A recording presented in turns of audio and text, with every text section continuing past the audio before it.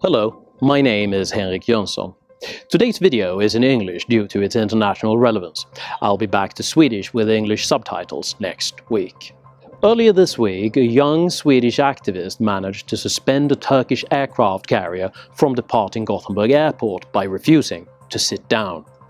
The reason for this was to prevent a 52-year-old man from Afghanistan, who was also on the plane, from being deported.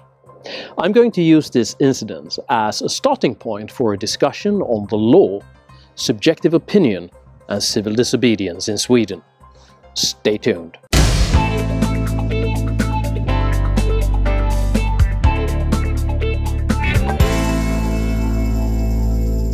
The identity crisis of the formerly self-proclaimed humanitarian superpower of Sweden has, in recent years, been playing out for open curtains.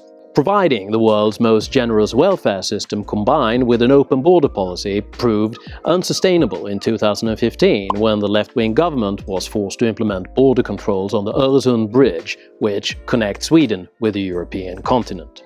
Bästa sättet att hjälpa mina miljöpartistiska kommunalråd är att ändå göra någonting.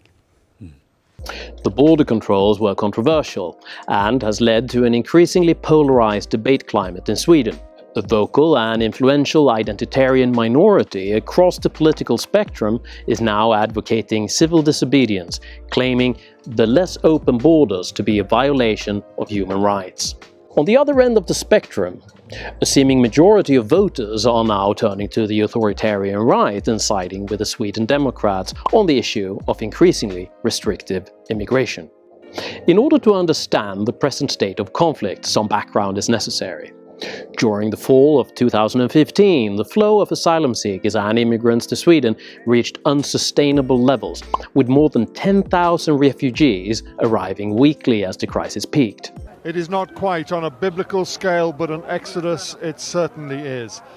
In total, Sweden received over 162,000 refugees during 2015, overwhelming the Department of Immigration and vital infrastructure.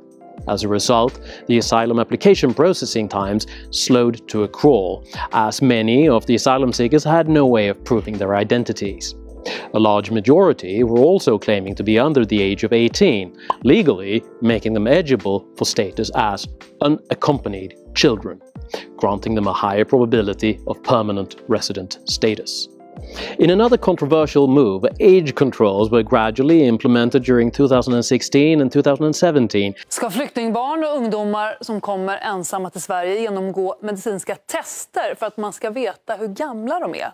And a vast majority of the asylum seekers had their age adjusted upwards, no longer deeming them acceptable to be defined as children. Majoriteten av den här gruppen har fått sin ålder uppskriven av Migrationsverket. Den har blivit uppskriven, men de har inte kanske uppenbart ljugit om sin ålder.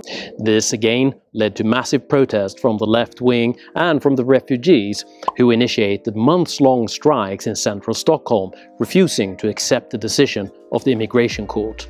As deportations of those not deemed eligible for asylum beginning to be carried out, the identitarian fringe is getting increasingly confrontational.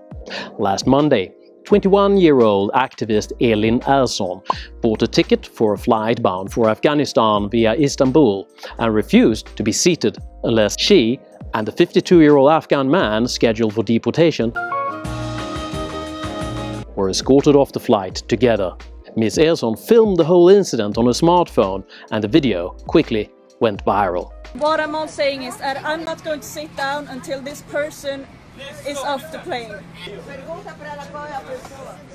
Swedish activists who engage in this type of civil disobedience view themselves as operating in the tradition of Martin Luther King and Rosa Parks, heroically and selflessly putting themselves at risk opposing an oppressive and morally bankrupt system for the sake of the greater good. Nothing could be further from the truth.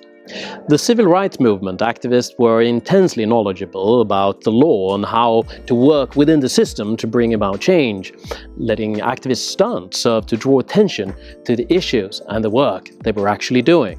All we say to America is be true to what you said on paper. The Swedish identitarian movement are generally ill-educated, and there is little actual work being done aside from the hot air blown about during demonstrations, protests and civil disobedience like the one conducted by Ms. Ersson.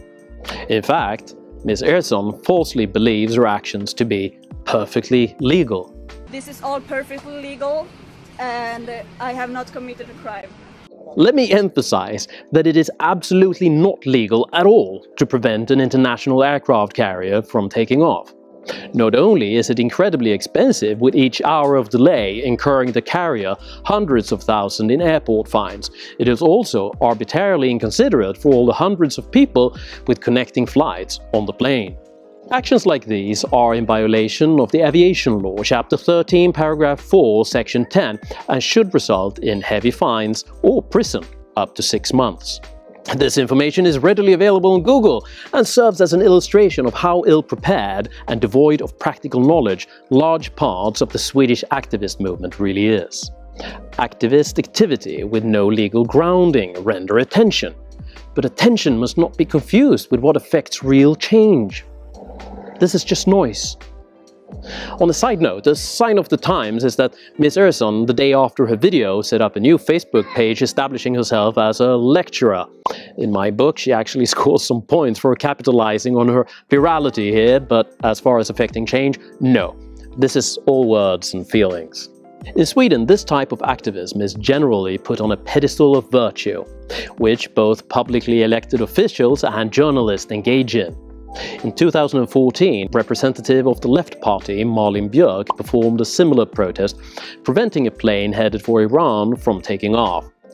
This move, paired with a wide-eyed conversation upon being confronted with its illegality, rendered her a lot of press and catapulted her political career into the European Parliament. In 2011, Member of Parliament of the Centre Party, Abir al-Shalani, conducted an equally illegal deportation protest at Stockholm Airport.